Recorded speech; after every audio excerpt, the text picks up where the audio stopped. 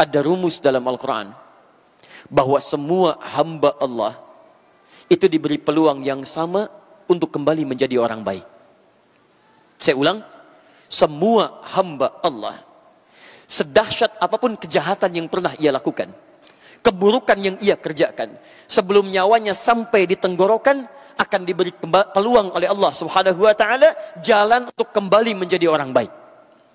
Ini zikir paling agung. Awas, hati-hati. Zikir paling besar itu bukan kalimat-kalimat subhanallah, alhamdulillah, Allahu akbar. Quran surah 4 ayat 103. Zikir itu bukan sekedar doa. Quran surah ke-7 ayat 205. Zikir itu bukan sekedar mengingat Allah. Quran surah ke-2 ayat 152. Tapi zikir paling hebat itu adalah Quran surah ke-20 ayat ke-14. Tahan sebentar, kita merenung sebentar. Saya tanya kepada Anda, siapa di antara kita yang tidak pernah berbuat dosa? Boleh angkat tangan. Siapa yang tidak pernah berbuat maksiat? Boleh angkat tangan. Baik. Pernah berbuat dosa? Pernah berbuat maksiat? Pernah berbuat salah? Siapa yang tidak pernah salah boleh angkat tangan? Baik. Pernah ada yang terlambat mengerjakan sholat? Pernah ada yang tidak baca Quran dalam sehari? Sering. Pernah. Masya Allah. Maaf teman-teman sekalian. Maaf. Fokus baik-baik. Pernah ada yang mengikuti keinginan setan? Pernah. Sering. Karena itu kita ingin sampaikan, kalau Anda pernah berbuat yang seperti itu, artinya Anda benar-benar manusia. Anda normal sebagai manusia. Kenapa? Karena Anda disebut dengan 5 nama tapi dalam Al-Quran, dan sifat-sifat itu melekat pada diri Anda. Tapi ketika Anda ingin disebut sebagai manusia yang baik, ada tawaran dari Al-Quran. Ada perbedaan antara manusia dengan setan. Kalau setan dia pernah berbuat salah, dia tidak ingin kembali kepada kebenaran. Manusia beda, pernah berbuat salah, dia kembali kepada jalan kebenaran. Teman-teman sekalian, saat Anda ingin kembali dari yang salah tadi kepada yang baik untuk mendapatkan masa depan yang baik, maka itulah yang disebut dengan hijrah dalam Al-Quran. Saya ingin tunjukkan kepada Anda bahwa kebanyakan orang sukses di masa depannya, sampai namanya dikenal sekarang, ternyata dia bukan makhluk suci. Antum kenal Umar bin Khattab? Tuh, kenal lagi. Masya Allah, luar biasa. Di sini komplit lah Pak, di Korea itu luar biasa. Yang iblis kenal, jin kenal, Firaun kenal, Umar kenal, luar biasa di sini. Umar itu sehari dulu paling minimal mabuk 5 kali Pak. Umar itu ahli mabuk sebelum masuk Islam. Mabuknya 5 kali dalam sehari. Jadi kalau Anda ke Korea kemudian mabuk, maaf Anda terlambat. Telat Anda, telat. Karena Anda, maaf, sudah keduluan oleh Umar. Dan mabuknya Anda nggak bisa saingan sama Umar. Umar mabuk sehari 5 kali. Anda mabuk paling berapa kali? Kalau pernah mabuk. Tapi yang paling hebat, Umar tahu bahwa dirinya itu manusia. Umar tahu karena pengaruh lingkungan dia bisa salah. Tapi Umar tahu dia bisa menata masa depan yang lebih baik daripada sebelumnya. Apa yang terjadi? Umar hijrah. Pemabuk ini hijrah. Orang yang paling keras terhadap Nabi, hijrah. Orang yang mengaku musuh Nabi, hijrah. Orang yang pernah mau bunuh Nabi, hijrah. Ketika dia berhijrah mendekat kepada Nabi Sallallahu Alaihi Wasallam, apa yang terjadi? Allahu Akbar. Ternyata Allah tutup semua kisah-kisah buruknya. Yang tadinya mabuk 5 kali dalam sehari, ayat larangan turun ayat larangan mabuk karena pertanyaan Umar bin Khattab. Ya Rasulullah, kenapa tidak diturunkan ayat untuk melarang yang mabuk? Karena mabuk berdampak buruk pada kesehatan. Turun Quran surah kedua ayat 219. Ya Rasulullah, kenapa masih ada orang mabuk? Mabuk dikhawatirkan mengganggu pada kehidupan, menghadirkan permusuhan. Turun Quran surah kelima ayat 90 sampai dengan 91-nya. Ya Rasulullah, begitu ditanyakan turun ayat. Tahukah Anda apa yang terjadi? Umar tiba-tiba masuk Islam, jadi sahabat Nabi yang terbaik. Hidupnya bersama Nabi, dikuburnya bersama Nabi, di akhiratnya bersama Nabi, dijamin masuk surga di lisan Nabi tanpa hisab. Umar pernah jadi khalifah yang kedua. Umar anaknya dinikahi oleh Nabi Sallallahu Alaihi Wasallam. Umar dikenal dengan manusia paling cerdas setelah masuk Islam. Mabuk ditinggalkan, masuk Islam, kecerdasan terbuka. Sampai ada seorang bernama Toha Hussein, orang liberal berasal dari Mesir, mengarang kitab mengakui kecerdasan Umar. Namanya Abqariyatu Umar, kejeniusan Umar bin Khattab. Umar yang menemukan dengan izin Allah Subhanahu Wa Taala tuntunan syariat bagaimana caranya mushaf Al-Quran jadikan mushaf. diusulkan pada Abu Bakar As-Siddiq. Umar yang menjadikan taraweh bersatu di masjid, bilangannya ada yang 11, ada yang 23, ada yang 40. Umar bin Khattab radhiyallahu taala anhu. Umar yang membentangkan kekuasaan Islam sampai menyebar lepas keluar dari jazirah Arab. Umar bin Khattab asalnya mabuk, asal penuh kelah kesah, asalnya keras, bahkan preman Arab dikenal salah satunya Umar. Preman Arab. Allahu Akbar. Preman Arab. Preman di Korea nggak ada apa-apanya. Preman Indonesia nggak ada apa-apanya. Lihat Umar. Kalau Umar gatal tangannya, dia akan naik ke Jabal Qubais. Jabal Qubais itu gunung tinggi, samping Ka'bah. Sekarang jadi istana. Simbol kekuasaan. Dia naik ke Jabal Qubais, dia katakan, hei, yang berani dengan saya, kita ketemuan di Bukit A. Tapi sebelum datang, pamit dulu pada ibu yang telah melahirkannya, karena dia akan pulang tanpa nama. Umar. Gatalnya, pukul orang. Antum gatal pukul nyamuk, dia gatal pukul orang. Umar. Tapi hebatnya, beliau radhiyallahu ta'ala anhu masuk Islam, hijrah beliau ini, dia terbuka lembaran hidupnya, tiba-tiba jadi membentuk semua kemuliaan tadi. Ini saya sampaikan pada anda, hei, antum yang pernah mabuk, antum ketinggalan zaman. Kalau antum mabuk, antum bukan makhluk masa depan, antum makhluk jahiliyah. Makhluk masa lalu. Karena makhluk masa depan, dia menata hidupnya, tinggalkan mabuknya. Antum kalau masih jadi preman sampai hari ini, antum ketinggalan. Karena yang lebih hebat daripada antum sudah pada tobat. Umar tobat, masuk surga. Masya Allah. Lihat baik-baik. Hei antum, yang senang berselisih dengan orang lain. Lisannya mencela, tangannya mukul, antum telat. Sudah ada dulu yang ahli pukul. Hei yang tukang pukul, sudah ada yang keduluan. Hei teman-teman yang rajin mencela, sudah keduluan orang jahiliyah. Yang hebatnya luar biasa, hijrah mereka dibuka kesempatan emasnya. Pertanyaan saya, mohon maaf. Mohon maaf. Saya ingin tunjukkan kepada anda, siapa di antara anda yang ahli mabuk? Siapa di antara anda yang pernah sering pukulin orang? Kalau Umar yang sering pukulin orang, Umar ahli mabuk, masuk Islam, bisa masuk surga tanpa hisab. Kenapa anda yang tidak pernah mabuk? Anda yang tidak pernah pukulin orang? Anda yang tidak pernah berbuat maksiat lebih daripada yang dulu, masa nggak bisa masuk surga? Kalau sampai ke Korea Anda menginisiasi masjid, menginisiasi musola, menginisiasi pengajian, belum mampu mengantarkan Anda ke surga, ada yang salah dengan perilaku kita. Umar aja bisa, kenapa kita tidak? Ayo teman-teman. Abu Dzar Al-Ghifari, pernah dengar namanya? Halo? Abu Dzar Al-Ghifari. Kalau ada al ujungnya i, itu artinya daerah asal. Asal. Al-Ghifari, hilangkan alnya, kemudian tutup i-nya, disebut dengan Ghifar, berasal dari Ghifar. Al-Bukhari berasal dari Bukhara, namanya Muhammad, punya bapak Ismail, kakeknya Ibrahim, kakek buyutnya Al-Mughirah, yang buyutnya Al-Bardizbah, tinggal di kecamatan Ju'fah, Kabupaten Bukhara, Provinsi Khurasan, negara Uzbekistan sekarang. Karena berasal dari Bukhara, tambah al di depannya, Al-Bukhara, ujungnya i, Al-Bukhari. Syekh Abdul Somad dari Palembang dulu, Syekh Abdul Somad Al-Palembangi. Syekh Yasin dari Padang, Syekh Yasin Al-Padangi. Syekh Ahmad Khatib dari Minangkabau, Syekh Ahmad Khatib Al-Minangkabawi. Syekh Nawawi dari Banten, Syekh Nawawi Al-Bantani. Ada. Syekh Hasim bin Ash'ari, ya At-Tabu Irangi Al-Jubbangi. Antum dari sini boleh. Ya, tadi saya dari Busan, ya anak Asep Al-Busani. Sah. Ya, anak misalnya Untung Aseoli, boleh, silakan. Ya, Al-Koreai As-Selatani, sah. Sama asalnya. Abu Dzar Al-Ghifari itu nama asalnya Jundub bin Junadah. Jundub bin Junadah. Al-Arba'in An-Nawawiyah nomor hadis ke-18. An Mu'adz bin Jabal wa Jundub bin Junadah. Jundub bin Junadah ini Pak, asalnya preman. Kabupaten Ghifar itu dikenal dengan kabupaten perompak. Di setiap lewat situ mesti siap-siap dengan bayaran. Pungli. Tidak bayar, habis semua barang dagangan. Anda tahu apa yang terjadi? Begitu mendengar ada Nabi, dia tata masa depannya. Dia rubah cara hidupnya. Dia ambil petunjuknya, dia datang ke Mekah. Singkatnya masuk Islam dia katakan, ya Rasulullah, saya tidak akan kembali ke Ghifar sebelum saya umumkan keislaman saya di hadapan masyarakat Mekah. Kata Nabi, jangan dilakukan bima makna, jangan dilakukan, karena khawatir saat itu masih luar biasa tegang. Diumumkan keislamannya, bisa dipukuli sampai meninggal pada saat itu. Apa kata Jundub bin Junadah? Perhatikan baik-baik. Saya kasar pada orang saja berani, masa pada yang baik tidak berani? Saya menantang orang aja berani, masa bersyahadat tidak berani? Hei lihat, antum maksiat berani, masa taat tidak berani?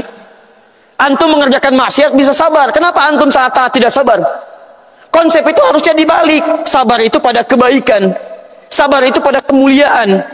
Sabar itu pada ketaatan. Sekarang orang pada aneh, sabar pada maksiat. Jadi kalau orang maksiat aja bisa sabar, kenapa antum taat tidak bisa sabar? Pada pencuri 3 orang. 1 bosnya. 2 masih muridnya. Yang 1 orang baru. Nyuri motor, agak kesulitan dia. Begitu nggak selesai, dia bilang sama bosnya, bos, nggak bisa, susah nih. Sabar, terusin aja, sabar. Anda bayangkan, pencuri bisa sabar. Masa Anda sholat nggak bisa sabar? Anda tahajud nggak bisa sabar? Anda sedekah nggak bisa sabar? Jundub bin Junadah menyampaikan keislamannya, datang ke Ka'bah. Dia katakan, hei ahli Makkah, ya ahli Makkah, asyhadu an la ilaha illallah wa asyhadu anna Muhammadar Rasulullah. Apa yang terjadi teman-teman sekalian? Datang orang Mekah, dipukuli sampai sekarat. Kelihatan oleh Sayyidina Hamzah radhiyallahu taala anhu. Kata Hamzah, perhatikan baik-baik. Ya wailakum, hei, celaka kalian. Jangan pukuli orang ini, karena orang ini dari penduduk Ghifar. Kalau kalian nanti berniaga sampai ke Ghifar, habislah kalian semua. Dilepaskan Jundub bin Junadah kembali pada Nabi. Apa kata Nabi? Pulang kamu ke Ghifar, suatu saat akan berjumpa dengan saya. Saya mau sampaikan kepada Anda berita baik. Ketika Nabi hijrah ke Madinah, tiba-tiba di Madinah terjadi suara bising luar biasa. Dak dik duk dak dik duk dak dik duk. Apa yang terjadi? Ternyata ada 1 orang membawa 1 masyarakat penuh berasal dari Ghifar atas fadilah Abu Dzar Al-Ghifari. Dengan izin Allah Subhanahu wa taala, sekampung se-Ghifar masuk Islam. Mantan preman, kasar luar biasa, perompak, perampok, lukai orang, tiba-tiba bisa mengislamkan orang sekampung. Luar biasa. Jadi kalau antum pernah berbuat salah, antum manusia, tapi Anda punya pintu untuk berubah. Anda pernah berbuat maksiat, Anda manusia, tapi Anda punya pilihan untuk taat. Sudah banyak contoh di hadapan kita. Anda mau seperti Umar, silahkan. Anda mau seperti Abu Dzar, silahkan. Anda mau seperti Abu Hurairah, silahkan. Nah, sekarang alhamdulillah, dari sekian banyak orang berkumpul, kita sudah hadir di sini. Saya ingin sepakat dulu sebelum kita berhijrah di hadapan Allah Subhanahu wa taala. Dari kata kesepakat ini saya teruskan ceramah saya. Kalau tidak sepakat, saya selesai dan saya langsung pulang ke Indonesia. Belum saya tawarkan, bagaimana bisa sepakat? Baik. Sepakat berubah insya Allah? Baik. Sepakat hijrah insya Allah? Baik. Siapa yang mau hijrah angkat tangan? Baik. Takbir. Siap berhijrah? Siap pancarkan cahaya Islam di Korea? Siap inspirasi Islam dari Korea? Siap tampilkan kemuliaan Islam dari Korea? Takbir. Teman-teman sekalian, terakhir, ini yang paling dahsyat. Bunuh 100 orang. Tiap hari mabuk. Kejahatan tak terlukiskan. Bahkan kejahatannya disebut dengan israf. Israf itu lebih. Kalau orang sudah kerjakan dia belum, dia nggak nikmat. Jadi kalau yang lain mencuri saja, bohong saja, nodong saja, kalau yang ini semua diborong. Bahkan kalau orang lain mengerjakan keburukan, dia belum kerjakan, rasanya gatel. Hei, dia sudah mengerjakan ini, kamu belum. Oh, masa sih? Besok saya kerjakan. Besok dia kerjakan. Israf. Fokus. Allahu Akbar. Tiba-tiba datang hidayah. Singkatnya, ditunjukkan oleh seorang kiai pada saat itu, seorang syekh, pergi kamu ke tempat sana belajar. Di sana akan dibimbing untuk jadi orang baik. Disinilah awal mula pembahasan kita akan dibangun. Tiba-tiba, syekh ini mengarahkan ke majlis ilmu. Orang ini bertanya ingin hijrah, diarahkan ke majlis ilmu. Yang hebat, ketika berangkat ke majlis ilmu, di pertengahan jalan meninggal dia. Begitu meninggal, turun isyarat dakhalal jannah, masuk surga dia. Pernah bunuh 100 orang, kejahatan tak terlukiskan, datang ke majlis ilmu, belum sampai di majlisnya, tengah jalan meninggal, masuk surga dia. Ternyata di jalan dia bertobat kepada Allah. Tobatnya diterima oleh Allah. Begitu diterima, turun ampunan Allah. Begitu turun ampunan, setiap kakinya dihitung sebagai langkah kebaikan. Masuk surga. Turun ayat Quran surah keempat ayat ke-100. Paling kiri sebelah bawah. Dan disinilah bahasan hijrah kita akan dimulai. Ini tawaran Allah Subhanahu wa ta'ala. Quran surah keempat ayat 100 paling kiri sebelah bawah. Kita bahas ini sebentar. Dari sini kita selesaikan. Setelah selesai kita jeda. Kalau ingin tanya jawab, saya berikan kesempatannya sampai waktu asar tiba insya Allah. Sepakat sampai sini? Baik. Ayo buka Quran surah keempat, ayat ke-100, paling kiri, sebelah bawah. Perhatikan baik-baik. Orang tadi sudah bunuh berapa orang? 100. Mabuk tidak? Mencuri tidak? Merampok tidak? Bunuh tidak? Baik, siapa di antara Anda yang sudah pernah bunuh 100 orang? Baik, mabuknya seperti orang tadi? Mencuri seperti orang tadi? Kalau orang tadi bisa ke surga, kenapa Anda tidak? Siapa yang tidak pernah punya salah? Baik, sekarang perhatikan tawaran dari Al-Quran. Wa may yuhajir fi sabilillah yajid lahu fil ardi muraghaman katsiran wa sa'a. Siapapun yang memutuskan untuk berhijrah kembali kepada ketentuan Allah Subhanahu wa taala, perhatikan jaminan pertama, bukan akhirat. Jaminan pertama, yajid lahu fil ardi muraghaman katsiran wa sa'a. Siapa yang mau hijrah mengikuti ketentuan Allah, saya jamin, kata Allah, perhatikan baik-baik, saya jamin selama dia hidup di bumi, saya berikan 2 anugerah seketika. Anda kalau mau berhijrah kepada Allah, niat Anda kuatkan, kemudian ikhtiar Anda lakukan, maka kata Quran, saya akan berikan 2 kemuliaan, kata Allah. 1, saya mulai dari kata sa'ah dulu. Sa'ah, kelapangan, ketenangan, kedamaian. Anda hijrah mendekat kepada Allah, kata Allah, saya berikan ketenangan dalam jiwa Anda. 1, Allah anugerahkan ketenangan. Awas, hati-hati, karena tenang itu penting. Anda punya banyak harta tapi tidak tenang, itu pun tidak nyaman hidupnya. Pilih mana? Kaya tapi gelisah atau miskin tapi tenang? Masya Allah, maksa. Selalu pilihan ketiga, ya? Alhamdulillah. Baik, sekarang perhatikan. Antum diminta berhijrah kepada Allah, Allah berikan ketenangan dalam jiwa. Bagaimana cara berhijrah pertama kali untuk mendapatkan ketenangan ini? Perhatikan. Lihat rumusnya dalam Al-Quran. Maka mulai dekati Allah dengan zikir. Mulai dekati Allah dengan apa? Zikir. Karena itu ketika kalimat zikir disebutkan di Quran, maka bersanding dengan ketenangan. Quran surah ke-13 ayat ke-28. Ala bizikrillahi tatmainnul qulub. Yakinkan pada dirimu, ketika engkau berusaha berzikir kepada Allah, maka Allah akan berikan ketenangan dalam jiwa Anda. Jikalau sekarang, maaf ya, Anda kerja luar biasa ketat, luar biasa berat, Anda kaya dapatkan luar biasa, tapi tidak menghasilkan ketenangan dalam kehidupan Anda. Di rumah gelisah, di kantor gelisah, hidup gelisah. Barangkali Anda bukan kurang kaya, bukan kurang harta, Anda kurang zikir di hadapan Allah Subhanahu wa taala. Kalau Anda ingin zikir, bagaimana caranya? Perhatikan baik-baik. Ketika disebut kalimat zikir di Quran, semua jenis kegiatan yang mendekatkan kita dengan Allah disebut dengan zikir. Quran surah ke-20 ayat ke-14. Saya ambil satu contoh. Ini zikir paling agung. Awas, hati-hati. Zikir paling besar itu bukan kalimat-kalimat subhanallah, alhamdulillah, Allahu akbar. Quran surah 4 ayat 103. Zikir itu bukan sekedar doa. Quran surah ke-7 ayat 205. Zikir itu bukan sekedar mengingat Allah. Quran surah kedua ayat 152. Tapi zikir paling hebat itu adalah Quran surah ke-20 ayat ke-14. Innani anallahu la ilaha illa ana fa'budni wa aqimis salat wa aqimis salata li dzikri. Hei, saya Allah, tidak ada Tuhan yang layak disembah kecuali saya. Sembah saya. Bagaimana cara menyembah Allah? Tunaikan salat sebagai zikir kepada saya. Tunaikan salat sebagai zikir kepada saya. Jadi ketika Anda tunaikan salat, Anda sedang berzikir di hadapan Allah Subhanahu wa taala. Perhatikan baik. Anda tunaikan salat dengan benar, Allah tanamkan ketenangan dalam jiwa Anda. Ketika Anda tenang, maka sifat-sifat buruk akan dihilangkan oleh Allah Subhanahu wa taala. Cek Quran surah ke-29 ayat ke-45. Kita hafal ayatnya. Innas salata tanha anil fakhsya'i wal munkar. Zikir salat Anda kerjakan, ketenangan diberikan dalam jiwa. Kata Allah, lihat baik-baik, keburukan saya hapuskan dalam dirinya. Hei, Anda yang pernah berbuat salah dengan matanya, fakhsya. Inna salata tanha anil fakhsya. Fakhsya dibuang. Hei, Anda yang pernah berbuat mungkar dengan tangannya, dengan kakinya, tunaikan salat. Salat dikerjakan, mungkar hilang. Karena itu saya sarankan kepada Anda, masjidnya sudah banyak, musola sudah banyak, ayo semarakan di hadapan kita semua. Tunaikan salat, salat, salat, salat. Tapi saya buka rahasia dalam Al-Quran. Lihat baik-baik. Ini saya berikan hari ini saja di hadapan Anda semua. Ini rahasia penting. Dalam Quran, kalau hijrah Anda ingin disebut berhasil oleh Al-Quran, dimulai dengan salat, zikir kepada Allah, maka Anda harus paham 3 hal dalam salat. 1. Quran surah 4 ayat 103. Langsung ke ujungnya. Inna salata kanat 'alal mu'minina kitaban mawquta.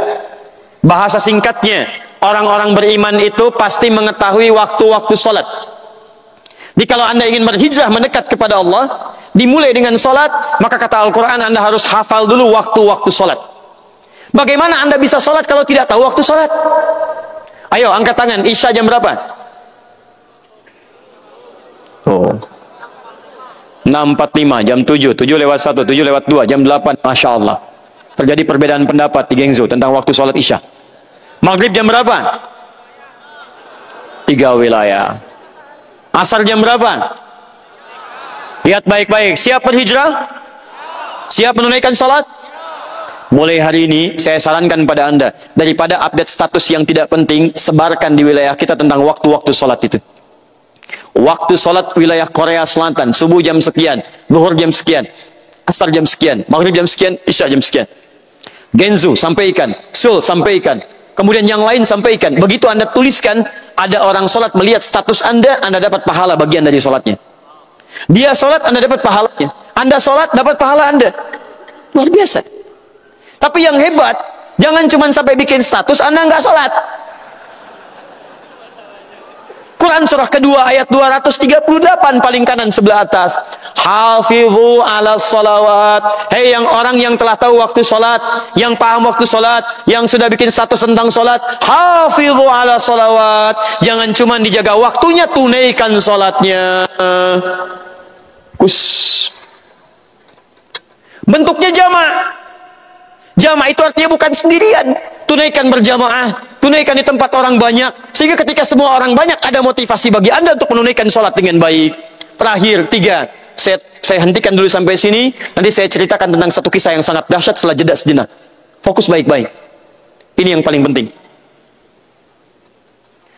Waktunya sudah tahu, sholatnya akan ditunaikan. Bagaimana cara menunaikannya? Quran surah 17 ayat 78 sampai dengan 80-nya. Lihat baik-baik. Aqimis salata liduluki syamsi ila ghasaqil laili wa Qur'an al-fajri inna Qur'an al-fajri kana mashhuda. Tambahkan ayat 79-nya. Wa minal laili fatahajjad bihi nafilatan lak. Rumus cepatnya. Lihat baik-baik, rumus cepatnya. Anda ingin sukses dunia, ingin sukses akhirat, ingin berhijrah, kata Quran, mulai dengan salat, jangan cukupkan pada yang fardu. Ayat 78 itu yang fardu, 79 menambah ibadah sunnahnya. Dirumus dalam Al-Quran, kalau Anda ingin berhijrah, jangan cukupkan pada yang fardu. Kalau cuma yang fardu, itu orang standar. Anak 5 tahun latihan sholat fardu 5 waktu. Anda 50 tahun, masa 5 waktu juga?